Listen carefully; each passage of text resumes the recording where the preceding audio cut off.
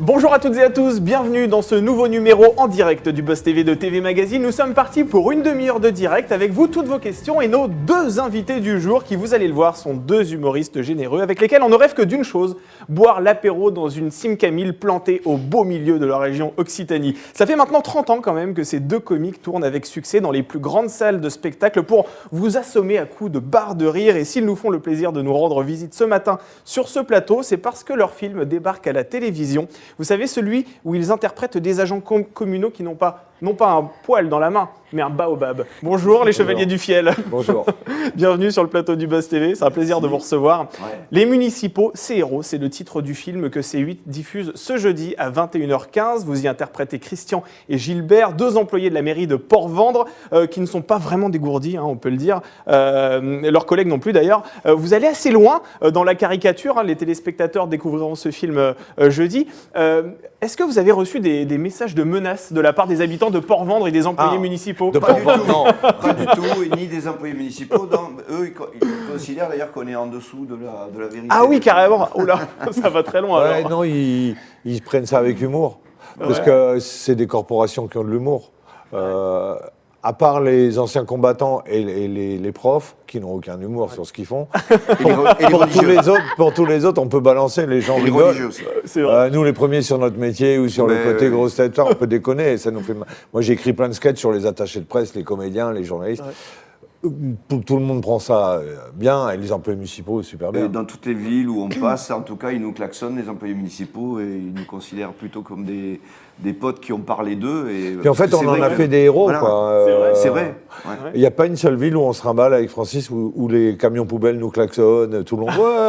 Ouais, parce qu'au moins, on parle d'eux. On parle d'eux, c'est vrai. Oui, on parle pire. pas de ces deux. En fait, c'est une belle façon de leur rendre hommage. Ouais. Le pire, c'est l'indifférence. C'est ça qu'a compris Lalanne en ce moment. Ouais. Il veut qu'on le voit. Il n'est pas dans la différence. Hein, non. Il se montre, il s'exprime. Non, mais il était un peu retombé dans le... Mais là, d'un coup, il a trouvé un créneau. Vous allez faire des sketchs sur Francis Lalanne, c'est ça? Non, on fait des sketchs que sur ce qui intéresse les gens. Pour en revenir aux employés municipaux, à Port-Vendre, où on a tourné donc, cette saga, en fait, il y avait des employés municipaux de la ville qui ont participé à ce film, avec plaisir d'ailleurs. Et ils sont revenus d'ailleurs pour le deuxième volet des municipaux. Au contraire, ils nous envoyaient... Moi, quand j'écrivais le film, ils ont su, et je recevais des courriers, des mails de gens qui disaient « Est-ce que vous savez ça ?» Ça, des vraies histoires. Ouais. Et il y en a une que j'ai ratée qui n'est pas dans le film, parce que je l'ai apprise le lendemain du jour de tournage, autrement je l'aurais mise. C'est à Banyuls, donc pas loin de Port-Vendre. Et pendant qu'on tournait, mais on l'a su qu'après, il y a eu un pot de départ en congé maladie. Un pot de départ en congé maladie. Est-ce qu'il y a un pot de retour aussi de congé maladie? Mais c'est exceptionnel comme concept. En fait, les départs, pas les retours. C'est vrai. Il y a plein d'histoires assez croustillantes comme ça. On va y revenir dans quelques instants. Nous sommes en direct sur Figaro Live et sur la page Facebook de TV Magazine. Vous pouvez poser toutes vos questions aux Chevaliers du Fiel. Quel regard portez-vous sur leur incroyable carrière? Est-ce que vous rêvez d'un président à l'image de Jean-Pierre Mouniès? Peut-être. N'hésitez pas, vous pouvez leur poser toutes vos questions. Ils y répondront juste après les news médias de Sarah Lecoeuvre. Sarah. Salut Damien, bonjour. Bonjour. Alors Sarah, c'est parti avec les audiences. Quelle chaîne est arrivée en tête hier? Eh bien c'est France 3 grâce à la fiction Alexandra L, portée par Julie Depardieu. Ils étaient un peu plus de 4 300 000 fidèles au rendez-vous, ce qui représente 18,6% de part d'audience. La chaîne est devant TF1 et les agents de SWAT, portés par Chez Marmour, à 3 100 000 fidèles et 13,9% du public. Quant à Yann Arthus Bertrand, qui proposait un documentaire Legacy hier soir sur M6, ils étaient 2 400 000 curieux au rendez-vous et 11,1% du public. C'est un score honorable pour un documentaire. Il est même devant France 2 et Taratata. Et terminons sur ce succès de Martin Veil que nous recevions hier matin sur ce plateau. Il proposait un documentaire lui aussi consacré aux complotistes. 1 100 000 Français devant TMC et 5% de part de marché. Alors vous, si vous l'avez reçu hier soir, nous on l'a reçu hier matin. Martin Veil, je ne sais pas pour vous, Sarah. En tout cas, vous hier, vous étiez dans Apprendre ou à laisser sur C8. Voilà, vous avez fait une apparition une dizaine de minutes à peu près. C'est le film d'ailleurs. Ça vous fait marrer d'aller dans des émissions de divertissement assez régulièrement? On vous voit de temps en temps Avec lui, ça va parce qu'on se connaît depuis toujours. Alors c'est sympa, mais il y a d'autres émissions qu'on fait beaucoup, comme Drucker, quand il va revenir, on va recommencer. Donc on a fait beaucoup d'émissions. Après, il y en a qu'on n'a jamais trop aimé. Comme lesquels, par exemple? On veut des noms. Allez-y, dites-nous tout ici. On est entre nous. Non, mais c'est vrai. Il y a des trucs après lesquels on n'a jamais couru, quoi. Quotidien, on ne vous a jamais vu, je crois. Ah ben là, à mon avis, c'est eux qui considèrent qu'on ne fait pas partie de leur famille. Ah oui? Bon, il faut dire, nous, on est beaucoup au C8. C'est ça, oui. C'est vrai, c'est la concurrence. Aussi, je sais pas, non, s'ils nous invitaient pour faire un truc sympa, bon voilà. Après, à un moment, moi, j'aime bien ce qu'il fait Barthez. Je trouve qu'il a du talent. Mais bon, évidemment, 2-3 fois, il nous avait un peu écorné quand il était à Canal. Ouais. Mais je crois que quand on est populaire, il faut accepter d'être... C'est le revers de la médaille. Voilà. Ce qui n'est pas clean, c'est quand... Moi, je trouve, c'est quand on ne peut pas répondre. C'est-à-dire, souvent, on a parlé, moi, de mon inimitié avec Ruquier, mais elle vient que de ce fait-là. C'est-à-dire qu'ils ont le droit de dire ou de faire dire ce qu'ils veulent à qui ils veulent, mais il faut que nous, on puisse aller en direct et dire, voilà, je vais te donner mon point de vue. Et ça n'est jamais... C'est assez rare qu'on vous demande de vous exprimer en retour, c'est ça? Enfin, avec lui. Avec lui, en tout cas. Et vous êtes allé, par exemple, déjà sur Fort Boyard, des autres émissions de divertissement comme ça? Ça vous plaît? Cette année, t'as pas voulu le faire. Non, c'est-à-dire que bon, ça va. La première fois, j'ai été traumatisé, j'étais obligé de plonger dans la mer à 5h du matin. Ça m'avait un peu... Oui, parce que nous, on découvre l'émission première partie de soirée, le tournage a lieu un peu plus tôt. Oui, alors nous, on avait tourné de nuit, mais comme la marée était basse, en fait, comme une réponse n'a pas été donnée au père Fouras, j'ai été obligé de plonger dans la mer pour aller chercher une clé. Et comme la mer était à marée basse, donc il a fallu attendre 5h du matin que la marée remonte pour que je plonge. Voilà. Mais autrement, on s'était bien marré. Oui. Bon, une fois que tu as pris du sucre, de la menthe sur la tronche, des araignées et tout ça, tu peux rentrer, quoi. C'est ça, vous pouvez encaisser. Tu dors bien, après tu dors bien. Exactement. Moi, je voulais y retourner pour redevenir un héros auprès des lycéens. C'est ça, c'est vrai, exactement. Et courir derrière les nains. Quand par exemple, je sais pas, moi je me dis ma fille ou je sais pas quoi, elle dit oui, mon père il a fait 15 fois l'Olympia et tout, oui, bon. Mais s'il a fait Fort Boyard, c'est pas pareil. Ah là, exactement. Là, ça parle beaucoup plus effectivement aux lycéens. Allez, on poursuit ces news médias avec Daphné Burki qui lance une chaîne éphémère liée à la culture pour soutenir justement les acteurs qui sont actuellement à l'arrêt. Oui, alors non, c'est pas Daphné Burki, c'est France Télévisions qui lance cette chaîne éphémère début février. Elle s'appellera Culture Box et c'est pour soutenir le secteur culturel en difficulté. Et à une dizaine de jours du lancement, le numéro 2 du groupe, Stéphane Sidbon-Gomez, a communiqué sur la première émission de la chaîne, donc présentée par Daphné Burki et Rafal Yem. Elle sera diffusée entre 19h et 21h et baptisée Culture Box, l'émission. Le duo de présentateurs recevra sur un plateau tous les artistes pour discuter, faire du live et présenter leur création. Le patron des programmes de France Télévisions a également détaillé d'autres programmes de la chaîne. Il y aura des captations de festivals retransmis, des spectacles, des concerts et aussi des pépites de l'INA et de Radio France proposées. Vous pensez qu'il y a encore de la place pour les artistes à la télévision? Oui. C'est vrai, même après le départ de Patrick Sébastien, que vous connaissez bien, qui a animé, c'est vrai, les samedis soirs et qui avait vraiment ce mérite de mettre en lumière les artistes. Oui, il y avait de la place pour la diversité, en tout cas, c'est ça qui est vachement bien.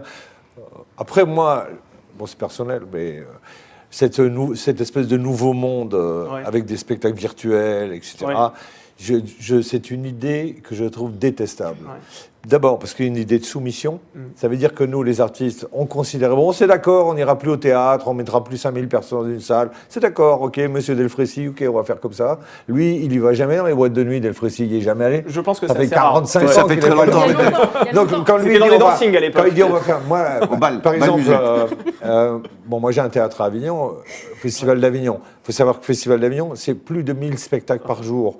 Cette année, on est au mois de janvier. Le préfet du Vaucluse et la direction des affaires culturelles, ils sont en train de décider de faire un demi-festival d'Avignon. C'est-à-dire que 6 mois avant de savoir s'il y aura un virus ou pas, si les gens seront vaccinés ou pas, non, c'est toujours la prévention. Et il y a des gens pour dire c'est pas mal de faire du théâtre sans public, c'est pas mal. Non. C'est une défaite. Oui, ça casse le spectacle vivant, clairement. Dans le spectacle vivant, il y a vivant. C'est sympa que des chaînes comme France 2 aient envie de soutenir la culture, mais il ne faut pas que ça remplace la culture. Sinon, on regarde tous Netflix et puis on rend les armes. C'est ça. On ne fait plus des longs métrages parce que les séries, c'est moins cher. On fait plus... bientôt, alors on dit on partira pas en tournée, il vaut mieux faire... un truc virtuel, tout le monde paye 10 €, vous gagnez votre vie, le résultat, vous allez à la pêche. Il ne faut pas oublier l'essentiel, c'est que les gens de scène, ce qui leur manque le plus, c'est le public. C'est pas de jouer, en fait, c'est le public, quoi. Parce que jouer, effectivement, on peut faire des fictions, on peut faire plein de choses. Mais là, ça ne peut pas remplacer. Vous êtes optimiste quand même sur l'avenir du spectacle vivant en France ? Bien sûr. Oui. Vous pensez que ça va reprendre comme avant, même après Oui, bien sûr, bien sûr. Par exemple, là, au Festival d'Avignon dont je reparle, moi, je fais partie des gens qui disons, la date officielle, c'était le 5 juillet. Le 5 juillet, on ouvre. C'est pas on va demander, c'est on ouvre. Et puis après que Sanofi, machin, tout ça, là, qui n'arrête pas de parler à la télé là, du matin au soir, ils trouvent des solutions, puisque c'est leur métier, ils sont payés des milliards. Qu'ils les fassent, leur vaccin, je sais pas, enfin, faut quand même arrêter d'être comme des moutons, quoi. Oui, sauf que si à un moment donné, le gouvernement vous dit que vous ne pouvez pas rouvrir, vous serez obligé de rester porte close. Oui, ben on verra, Mais si on dit 6 mois avant, au fait, on sera d'accord. Hein. C'est sûr que ça cite les gouvernements à prendre ces mesures-là. Mais c'est vrai que le monde de la culture est assez docile, pardon de le dire. Mais les Français, d'une manière générale, pour l'instant, sont très obéissants. Et est-ce que vous avez entendu parler de ce fameux cluster qui est né à la rave en Bretagne à Noël ? Non, parce qu'il n'y en a pas eu. Il y en a eu un à l'Élysée, par contre, je crois, non ? Oui, à l'Élysée, il me semble. Mais il y avait une rave à l'Élysée, c'est une autre rave. Effectivement, c'était autre chose. Allez, on termine ces infos médias avec Lupin sur Netflix. Oui, on a beaucoup parlé. Vous avez regardé, Eric, Francis ? Oui. Vous avez aimé ? Oui, alors... Moi, je n'ai pas vu. D'abord, Omar Sy, vraiment, on l'aime beaucoup. Formidable. Il est très bon, et la série est bien faite, et après, c'est très américain. C'est vrai. Et c'est la première création originale Netflix française qui bat tous les records. Déjà plus de 70 millions de visionnages à travers le monde, numéro 1 dans des dizaines de pays. Ça, ils sont plus numéro 1, excusez-moi, mais ils sont plus numéro 1 en France depuis hier. Mais ils l'ont été. Oui, ils ont été dépassés par Wix. Oui, dis donc, vous êtes attentif au classement. À Toulouse, on a l'électricité, mais on l'a depuis janvier, début janvier, tous les grands, quoi. J'attends. Attends pas tout encore. Mais c'est la Dynamo, vous faites encore pédaler, je crois. C'est ça. Mais vous le savez, il n'y a que 5 premiers épisodes qui ont été disponibles. Il reste la deuxième partie, dont on ne connaissait jusqu'alors pas la date de diffusion. Mais le créateur Georges Quay a parlé hier dans un magazine espagnol qui s'appelle Sansa Ciné. Il dit que ces derniers épisodes sont dans la boîte, en cours de montage, et qu'on les découvrira en fin d'année sur la plateforme de streaming. En tout cas, le réalisateur nous a promis que la deuxième partie serait encore mieux que la première. Alors on l'a dit, Netflix, ça remplacera jamais le spectacle vivant, mais ceci dit, il y a des artistes quand même qui mettent leur spectacle sur Netflix. Ah mais nous aussi. Vous aimeriez bien ? On a un film, notre premier film qui est sur Netflix. Il y a votre premier film qui est sur Netflix. Et vos spectacles, vous aimeriez qu'ils soient diffusés sur Netflix ? Mais nous, on veut qu'ils soient diffusés tant qu'ils ne sont pas bradés. Oui. C'est vrai. C'est vrai. Oui, non, mais nos spectacles, ils étaient en public, ils ont été créés pour le public, et donc après, ils ont été captés. Donc après, une fois qu'ils sont captés, qu'ils soient diffusés, on demande tout ça. Ils ont fait nos spectacles font des cartons à la télé. C'est vrai. Et les records sont battus avec des spectacles en public et en direct. Et sur C8, et en direct. Oui, on a fait 2 millions avec Noël d'Enfer à C8, c'est un record. Les gens, ils adorent ça, et nous, on est pour. Et Netflix, moi, je suis vraiment pour. Moi, j'aimerais bien faire une série pour Netflix, j'aimerais bien. Mais à un moment, ce qui s'est dit dans le métier, alors moi, je ne suis pas sûr de ça, mais que les moyens, c'était un peu plus faible, c'est vrai. Un peu plus faible. Après, nous, on est plus pour les tournages à l'arrache, un peu plus faibles dans les budgets, mais un peu plus fous, que dans les trucs trop, avec des camions partout, des techniciens partout. Et le fait que vos spectacles soient visionnables de façon gratuite, si j'ose dire, ça n'a aucun impact sur le fait que les gens viennent vous voir au contraire en payant. Ça ne les dissuade pas. Non, ça multiplie. Donc c'est une publicité pour vous. Quand c'est bien. D'accord. Quand c'est bien, c'est hallucinant. Les gens ils pensent pas, mais par exemple quand on a fait un truc. Il y a quelques années, on faisait Vacances d'Enfer à Paris, au gymnase, donc grande salle pendant plusieurs mois. La veille de la première, on a diffusé un direct depuis Bordeaux de notre spectacle qui allait être au gymnase. Ça, c'était un vendredi soir. Du samedi au dimanche, au gymnase, on a vendu 4000 places. 4000 places en 48 heures, de gens qui avaient vu le spectacle à la télé et qui voulaient le voir en vrai. C'est un produit d'appel. Exactement. Quand c'est bien, quand ça plaît aux gens. C'était la même chose pour les DVD à une époque, quand les DVD se vendaient. Les gens attendaient la fin d'exploitation d'un spectacle vivant pour le tourner, le capter et pour le vendre en DVD. Après, si ça plaît pas aux gens, ça allait faire inverse. Et nous, on faisait à l'inverse. On vendait le DVD au début du spectacle et en fait, toute la tournée après, ça cartonnait. Bon, Amis radins, soyez rassurés, les Chevaliers du Fiel arrivent jeudi, ce sera gratos, et on en parle tout de suite dans l'interview du Buzz TV.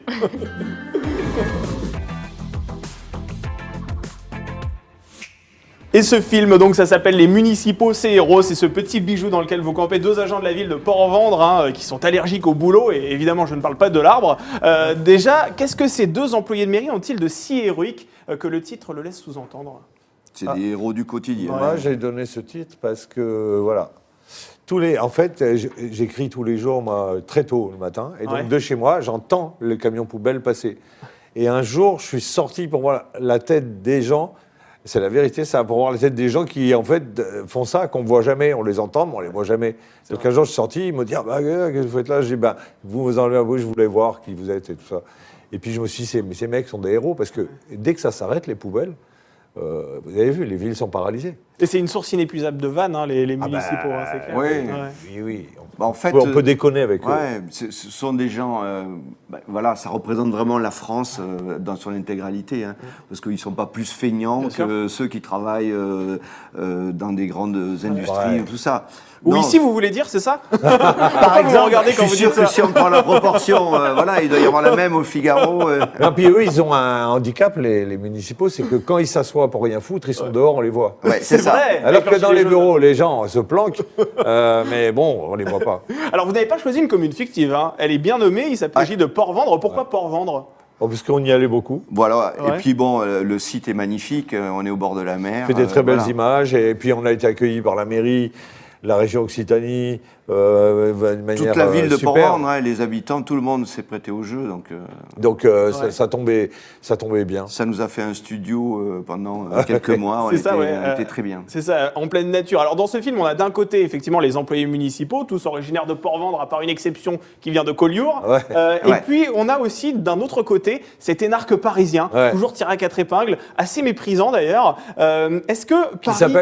Qui s'appelle Ménard. En hommage au maire de Béziers. Voilà, exactement. Est-ce qu'il n'y a pas justement une différence entre Paris et le reste de la France? Est-ce que c'est ça aussi que vous vouliez montrer dans ce film? Et ça ne fait que s'accentuer ce truc-là. Je ne sais pas si vous avez remarqué depuis qu'il y a le Covid, on ne dit plus en France, on dit dans les territoires.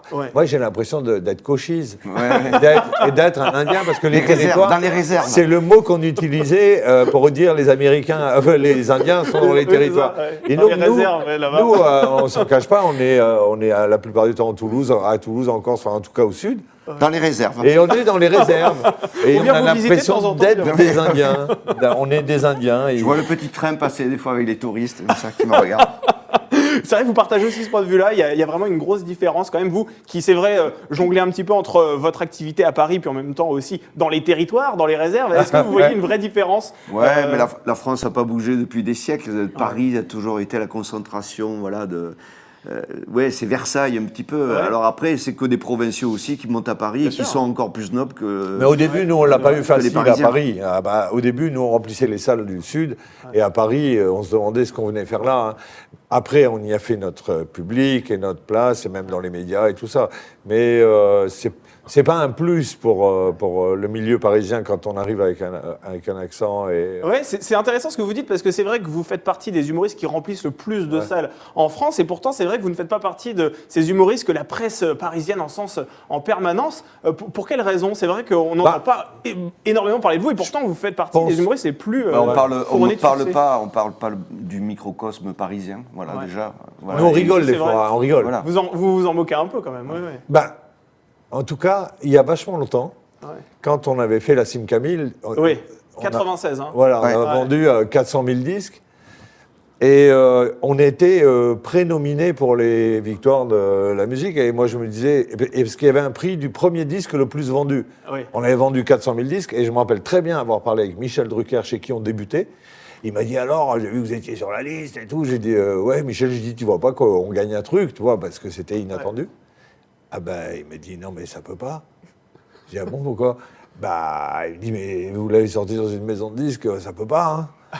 J'ai dit, ah bon, Michel? Il me dit, tu sais, c'est souvent quand même, on peut pas dire. Mais bon, et après, j'ai compris, oui, qu'effectivement, et les mecs qui ont eu le prix, je dirais pas qui c'était, ils en avaient vendu 100 000. Et quand toi, tu es devant ta télé et que tu applaudis le mec qui en a vendu 3 fois moins que toi, c'est pas grave parce qu'on n'avait pas fait ça pour. Et puis on méritait, je pense pas, une victoire pour ça. Mais Puis le premier prix, c'est d'en avoir vendu beaucoup, quoi. Oui, bien sûr. Oui, voilà, on s'en foutait. Parce que... victoire. Et nous, c'est pour répondre à ta question. Ouais. Par rapport à ce truc-là, des médias, on a toujours pensé ça. C'est-à-dire que c'est utile pour nous, c'est utile pour eux, mais on ne fera jamais des trucs qu'on ne veut pas faire. Il y a plein de trucs où on ne veut pas aller parce qu'on n'y est pas vraiment Vous ne vous travestirez pas, quoi. On n'est pas copains avec... Qu'est-ce que... Voilà. Terminez avec votre phrase. Non, mais on n'est pas... Je sais pas comment, on n'a pas fait ce métier pour ça. Nous, on a fait ce métier parce qu'on aime les gens et on a eu l'incroyable chance que les gens nous aiment. Ouais. Tous les jours, on remercie les puissances divines de ça. Mais on ne remercie pas la jet set. C'est ça, le show business. En plus, alors ils sont faux tout. Hein. Ils sont faux connus, faux riches, faux auteurs, faux. Ouais. Ils sont faux quand même. Alors il y en a, ils sont sympas, ça va. Et puis il y en a, dans le paraître. C'est ça. Oui, puis comme tu l'as dit, on fait un métier avant tout, et le métier, c'est pas ça, quoi. Ouais. Ça, c'est les petits, les petits à côté. Puis nous, on n'a pas fait comme le métier voulait qu'on fasse. Le métier, il voulait qu'on ait un producteur, qu'on lui donne au moins la moitié de ce qu'on gagne, qu'on ait, etc. Et nous, au début, on a commencé comme des artisans. Et moi, je maintenais ça, je disais, non, on y arrivera avec nos trucs et tout. Mais quand on y arrivera, ça sera à nous. Et quand on y est arrivé, c'était à nous. Et ça n'a pas fait plaisir à tout le métier, ça. Ouais. Après, avec le temps, ils admettent, parce qu'on se parle d'égal à égal. Mais au début, je me rappelle, quand on a débarqué aux Variétés à Paris, qui est quand même le plus grand théâtre des Variétés, et qu'on a dit au directeur, qui est un type sympa que je salue, qu'on lui a dit, on va produire 5 mois dans une salle de 1000 places le spectacle, il nous a regardés comme des déments. Ouais. Et il nous a dit, moi je ne produis pas, je vous le loue, le théâtre, genre, pauvre garçon. Ouais. Et avant qu'on commence, on avait vendu 40 000 places. Ouais. Et là, tous les jours, il venait dans la loge pour dire on ne pourrait pas renégocier le contrat. En fait, c'était un certain snobisme, c'est ça, on peut parler de ça. Ouais, ou une inconscience, en fait, de ce qui se passe. Voilà. Une déconnexion. Ouais, c'est un peu les Delfrécy du monde. C'est-à-dire que, non, mais ils ne vont pas dans la vraie vie. C'est des mecs qui disent on ferme les boîtes de nuit ou les salles de concert parce qu'il n'y en a pas besoin. Voilà. Mais le mec, il a 75 ans, il n'est pas allé depuis 42 ans en boîte. Donc lui, il n'en a pas besoin. Mais dans la vraie vie, il y a toute une jeunesse qui crève de ne pas y aller. Et on fait quoi de ces gens? C'est un peu le décalage. C'est que des fois, nous, on entend des débats culturels ou des trucs sur le théâtre. Et je sais pas, nous, l'année dernière, avant que ça ferme, les trucs, on a fait 50 zéniths. Ouais. On peut éventuellement avoir un avis sur les zéniths. On n'a fait que 50 que l'an dernier. Mais non, c'est toujours machin dont on sait qu'il fait 300 personnes et une fois sur deux qui donne son avis. C'est pas si grave parce que finalement, notre avis n'est pas... À part ici, où on donne notre avis. Voilà. Sarah, on retourne du côté des internautes? Oui, il y a du monde sur la page Facebook de TV Magazine et du Figaro. Et cette question de Nicolas, est-ce que c'est difficile d'être humoriste dans le groupe Canal+, à l'heure où Sébastien Toen se fait virer pour une parodie? Difficile question. Nous, on n'a aucun problème avec le groupe Canal, mais bon, après, voilà, nous, on s'entend très bien avec les patrons, mais c'est toujours pareil. La télévision, quand on fait de l'audience, on est reconnu. Le jour où ça en fait moins, je ne sais pas. Après, là, je ne connais pas les vraies raisons. Il s'était moqué, en fait, de l'émission de Pascal Praud, qui est dans le groupe Canal+. Oui, j'ai vu. Alors, nous, en tant qu'humoristes, on est évidemment pour la liberté d'expression. Après, moi, je suis aussi pour la liberté de propriété. C'est-à-dire que quand même... si c'est votre journal, si c'est votre maison, si c'est votre théâtre. Nous, dans notre théâtre, on fait passer les gens qu'on aime bien. Et pourtant, on est pour la liberté d'expression. Ça veut quand même dire qu'il y a un choix. Après, donc, si la direction pense que c'est pas bien pour sa chaîne d'avoir ça, à la limite, c'est privé, c'est leur truc, quoi. Mais sinon, est-ce que vous avez une charte à respecter malgré tout? Lorsque vous écrivez, vous avez totale carte blanche? Totale carte blanche. Le seul endroit... où on ne l'ait pas eu dans notre carrière, c'est à nos débuts à RMC, on avait une quotidienne, mais à l'époque, RMC était vraiment à Monaco. Donc, on nous avait suggéré très fortement de ne pas dire du mal de la religion et de la principauté. Bien sûr. Voilà. Ce qu'ils avaient conseillé à Coluche aussi, quand il y avait été. Ouais, mais bon, dans la vraie histoire, on dit aussi que Coluche, il voulait changer de radio et qu'il a fait ça pour être viré. Mais bon, je ne sais pas. En tout cas, nous, on a eu des problèmes de censure que là. Sinon, non, la seule censure, c'est ce qui nous fait pas rire. Quoi, mais bon. Si, puis là, récemment, avec un nouveau directeur d'antenne de France Bleu National, où on a été pendant 8 ans, 9 ans.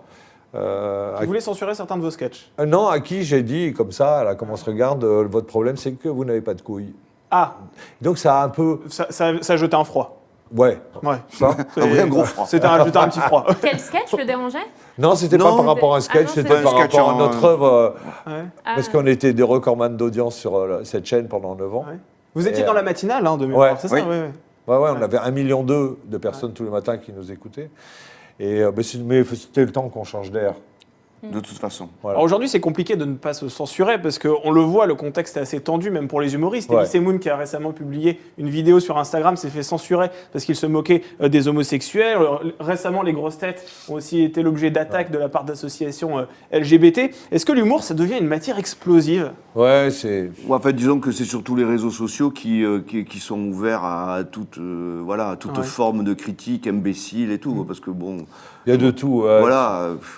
Et en fait, on écoute ça aussi, mais on fait plus la part des choses entre la critique sensée et la critique qui est débile, quoi. Il y a des années, pour un prime avec Michel Drucker, on a fait un sketch où Francis étant Marie,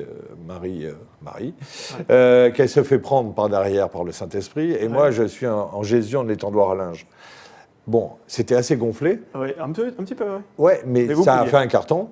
Et on l'a fait, et la chaîne ne l'a pas... Voilà, et là, je ne remercierai jamais assez Drucker d'avoir dit, mais non... Vous le referiez plus aujourd'hui, ce sketch? Mais on voudrait le faire. Ah si, nous, on le fait sur scène. On le ferait, mais on ne peut pas le faire à... Ah non. À la télé, vous ne pouvez pas. Mais non. Je pense que oui, on recevrait beaucoup de courriers. Enfin, encore plus. Et puis je crois que les humoristes, il s'est passé un truc, c'est que avant, nous, on faisait des sketchs pour la scène, et puis les télés, elles venaient les acheter ou les programmer.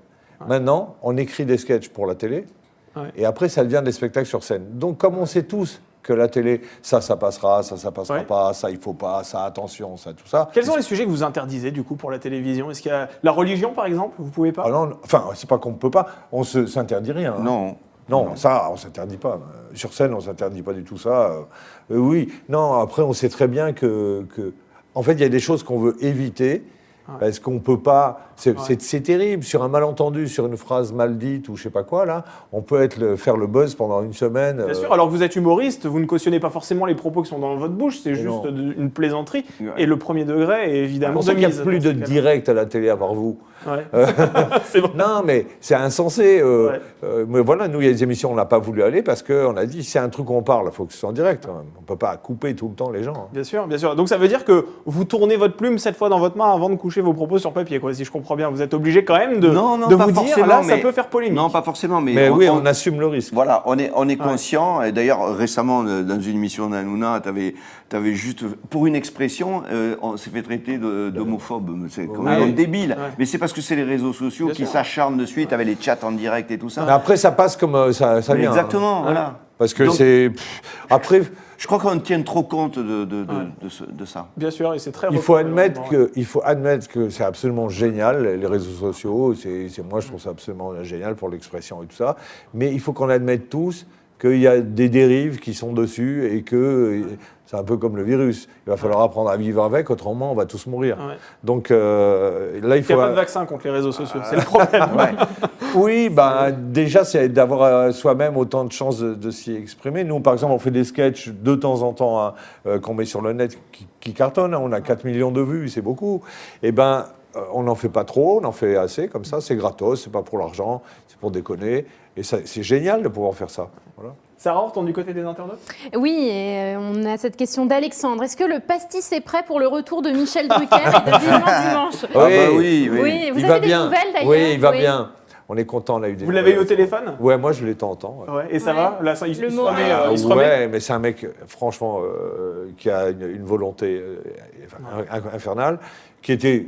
quoi qu'on en dise, en bonne forme avant de plus l'être, mais bon, finalement, il l'est.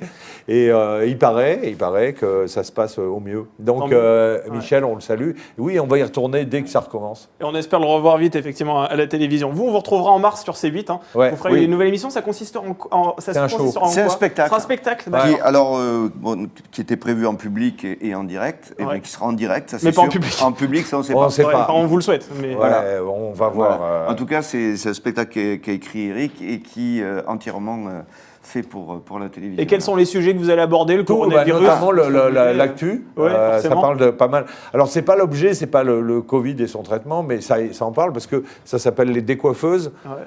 C'est une coiffeuse, c'est dans un salon de coiffure, et donc elle parle beaucoup de leur vie sentimentale, sexuelle, du Covid, de Véran, le ministre. De la Santé, ouais. Je salue. Alors, moi, j'ai remarqué un truc. Vous savez, nous, les humoristes, on passe notre temps à écouter, à lire les trucs. Et en fait, Véran, dès qu'il n'a plus rien à dire, il faut le savoir, et regardez, je dis ça, c'est gratos, mais vous allez vous marrer, dès qu'il n'a plus rien à dire il dit « et je remercie les soignants ». Il dit toujours ça, parce qu'il se dit, bon, ça m'évite un conflit social. Ça mange pas de pain, et puis ça fait quand même... Ça ponctue, quoi. Ouais, le mec, je remercie les soignants. Alors moi aussi, je remercie les soignants, bravo, ça n'a rien à voir, mais c'est un peu comme si le ministre des Transports remerciait les chauffeurs de train tous les matins, quoi, en disant, oui, c'est-à-dire c'est aussi... Et Bachelot, les acteurs et les comédiens. C'est quand même leur boulot. C'est vrai. Le mec, il remercie. Bon. Blanquer va remercier les profs, c'est pas sûr, ça. Ils ont besoin d'être remerciés, les profs, oui. il paraît, c'est vrai. En tout cas, ils commencent à faire des grèves. Eux qui ont du travail font des grèves. Voilà. Sarah, une dernière question et on passe après à notre rubrique sucré salé. Maurice, ce commentaire qui dit « Bravo, merci d'avoir rendu visibles les invisibles ». Ça, c'est pour les agents municipaux. Et Michael qui se demande ce que vous pensez des Baudins qui cartonnent, qui ont ce succès populaire. On est heureux pour eux, c'est vrai. Ouais, vous n'êtes pas concurrents si vous ne les voyez pas comme des... Non, des concurrents, non. Pas du tout. Vous n'êtes pas vraiment dans le même registre. Ouais, on ne met pas d'animaux sur scène. Voilà. C'est vrai, exactement. Oh, le petit tacle là, Sarah. Non, c'est pas ça. Non, c'est pas ça, c'est que nous, avec Francis... Est-ce que vous seriez pas militant vegan, vous, par hasard? Non, surtout pas. Non, c'est qu'avec Francis, à nos débuts, on se disait, bon, ça marchera pas, mais on va monter des spectacles où on se fait pas emmerder par les décors, les camions, alors encore moins les animaux. Oui. C'est vrai, il n'y a pas longtemps, on était dans un zénith à Clermont-Ferrand, il y a 2 ans, 1 an et demi, et ils jouaient, nous, on faisait le zénith de Clermont-Ferrand, ils y jouaient le lendemain ou le surlendemain. Où ils avaient joué juste là. Il y avait déjà il y avait je sais pas combien de camions, ils étaient là depuis une semaine. Il y a 25 semi-remorques. Voilà, pour jouer un soir. Parce qu'il y a toute la ménagerie, quoi. Nous, on a un semi-remorque, on joue un soir et on s'en va. C'est vrai, vous, c'est rapide, vous. C'est itinérant, ça va vite. Donc souvent, les plans, on se dit, oh putain, là. Moi j'aime bien, je les aime bien. J'espère qu'ils ne vont pas être emmerdés comme les cirques en ce moment pour les animaux. C'est vrai, vous savez, on ne sait pas. Ça aussi. Alors, on ne peut plus faire les animaux. Nous, on est très potes avec les gens du cirque, notamment Pinder, Edelstein, qui était justement... Frédéric Edelstein, voilà, qui était devant l'Assemblée avant-hier d'animaux. On les salue parce que, voilà, après, c'est encore un grand débat, quoi. Oui, c'est vrai que maintenant, effectivement... Et après, ça repart, et la corrida, et alors la corrida, c'est le Moyen-Âge, les autres... C'est vrai que ça vient de chez vous, enfin, dans notre région. Oui. Toi, par exemple, les corridas avec Francis, on ne va pas aux corridas. Non, c'est pas notre... On n'ira pas trop ça, mais enfin, on n'a rien contre les corridas. Voilà. Ou alors, il faut arrêter de tuer les lapins aussi. Et je voudrais faire un message au maire de Bordeaux qui a interdit le sapin de Noël. Puisque c'est un arbre mort. Je voudrais lui dire que s'il a déjà mangé du poulet, les poulets sont morts. Ça dépend comment vous le consommez, le poulet, vous savez. Il faut lui dire. Non, parce que les mecs, quand même, moi... S'il les consomme vivants, il faut le faire arrêter. C'est quand même génial. Faut courir vite. Mais c'est du pain béni pour vous, les poules. Mais ça, c'est absolument génial. Le mec qui sort ça, nous, on n'ose pas l'écrire. Alors, on le fait, bravo. C'est vrai, ils ont fait fort en communication, les écolos, là. Le mec, entre lui et le mec de Lyon qui et interdit en fait, le Tour de France. Tellement pour le Tour de France. C'est pas tellement pour ce qu'il dit, c'est pour ce que les gens qui se disent, si ce mec-là peut dire ça, est-ce qu'on peut vraiment lui donner les clés? Est-ce qu'on a eu raison de lui donner les clés de la ville? Et du coup, ça déteint sur tout le reste, alors qu'on ne sait pas. Bien sûr. Il a juste dit une grosse connerie. Bon, on va vous demander de faire des choix maintenant, les Chevaliers du Fiel. On va attaquer notre dernière rubrique, ça s'appelle le sucré salé, vous allez voir. Très salé, c'est facile, on vous soumet 2 propositions et il faut que vous n'en choisissiez qu'une, dans l'idéal. Ce serait plus simple pour nous. Vous êtes plutôt les inconnus ou les nuls? Par exemple. C'est compliqué. Les nuls. Les nuls quand même, avec Alain Chabat. Ils ont inventé des trucs. Est-ce que vous êtes plutôt les Baudins, on vient d'en parler, ou Chevalier Las Palais? 2 duos différents. Moi, évidemment, c'est de cœur parce que je les aime depuis longtemps. C'est Chevalier et Las Palais. Ils ont été loin dans le surréalisme. Mais qu'on ne se méprenne pas, les Bourdins, Chevalier, il sortait une vanne qui m'a toujours, tellement fait hurler de rire, c'est très con, mais ça me fait rire. Il dit à un moment dans une réplique, il dit « Moi, je ne me coupe les ongles des pieds qu'à l'hôtel. » Oui, c'est ça. C'était, ce truc, c'est une fulgurance. Parce que moi, depuis, à chaque fois que je me coupe les ongles des pieds, je me dis « Merde, c'est con, je suis pas à l'hôtel. » Il vaut mieux pour vous. Et une dernière, est-ce que vous êtes... Alors là, c'est compliqué. Patrick Sébastien ou Michel Drucker? Deux vraiment grands de la télé qui vous ont... Alors là, là, on peut pas choisir. On peut pas choisir parce que Michel Drucker, lui, c'est notre père télévisuel. Donc c'est notre Mimi national. Voilà. Et Patrick Sébastien. Il a été très utile pour nous. Il nous a pris dans toutes ses émissions. Et puis voilà, on est de la même région. Mais le fait qu'il soit plus à la télé. Moi, je n'étais pas le premier spectateur de Sébastien, mais il intéressait les gens. Bien sûr. Il faisait de mal à personne. Il rendait les clés comme il fallait. Il éteignait comme il fallait. Il n'était pas hors de prix. Ouais. Et on dit, du monde, il y a quelqu'un qui fait populaire. Ah bah non, peut-être parce que ça marche trop bien. Voilà. En tout cas, il mettait les artistes en valeur et ça, exactement. On en a besoin. Ouais, c'est vrai. Merci beaucoup les Chevaliers du Fiel d'avoir accepté notre invitation. C'était bien. C'était sympa. On a vraiment aimé. On espère que vous reviendrez. Vous pouvez faire une chronique ici si vous voulez. Je sais pas moi. Oui. Une fois tous les 2 jours, ça pourrait être sympathique quand même de vous avoir plus souvent. Bon, salut tout le monde. Non, mais on espère que vous reviendrez nous voir en mars. Mais on reviendra. Vous aurez de l'actualité. Oui, avec grand plaisir. On pourrait parler de 1000 choses avec vous et c'est ça qui est appréciable pour nous. Merci encore. Merci. Je rappelle que C8 diffuse votre film Les Municipaux, c'est héros. C'est demain en première partie de soirée sur C8. Merci beaucoup Sarah d'avoir été avec nous comme chaque jour et on se retrouve demain pour un nouveau Buzz TV avec un acteur cette fois-ci qui est une tête d'affiche sur TF1. Il joue dans Section de recherche, exactement, avec Fabienne Cara qui arrive dans cette 14e saison. Il s'agit de Xavier Deluc que nous recevrons dans Buzz TV. Voilà, il viendra nous parler de cette 14e saison. En attendant, je vous souhaite une excellente journée. Je vous dis à demain donc pour un nouveau Buzz TV.